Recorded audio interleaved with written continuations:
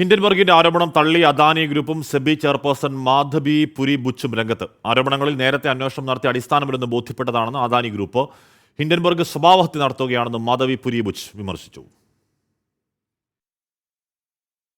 ഓഹരി വിപണിയുമായി ബന്ധപ്പെട്ട അദാനി ഗ്രൂപ്പ് കൃത്രിമത്വം കാട്ടിയെന്ന 2023 ജനുവരി 24 നടത്തിയ വെളിപ്പെടുത്തലിന്റെ തുടർച്ചയായാണ് പുതിയ റിപ്പോർട്ട് ഹിൻഡൻബർഗ് പുറത്തുവിട്ടത്.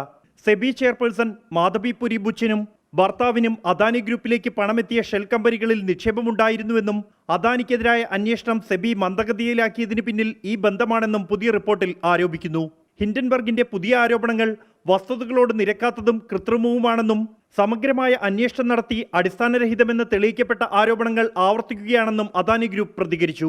തന്റെ എല്ലാ നിക്ഷേപങ്ങളും സെബിയെ അറിയിച്ചതാണെന്നും ഏത് ഏജൻസിക്കും രേഖകൾ നൽകാൻ തയ്യാറാണെന്നും മാധബി പുരി ബുച്ച് പ്രസ്താവനയിൽ അറിയിച്ചു.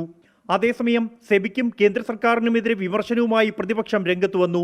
സെബിയുടെ വിരുദ്ധ താൽപര്യങ്ങൾ ഇല്ലാതാക്കാൻ സർക്കാർ ഉടൻ നടപടിയെടുക്കണമെന്നും സംഭവത്തെക്കുറിച്ച് അന്വേഷിക്കാൻ JPC രൂപീകരിക്കണമെന്നും കോൺഗ്രസ് നേതാവ് ജയറാം രമേശ് ആവശ്യപ്പെട്ടു.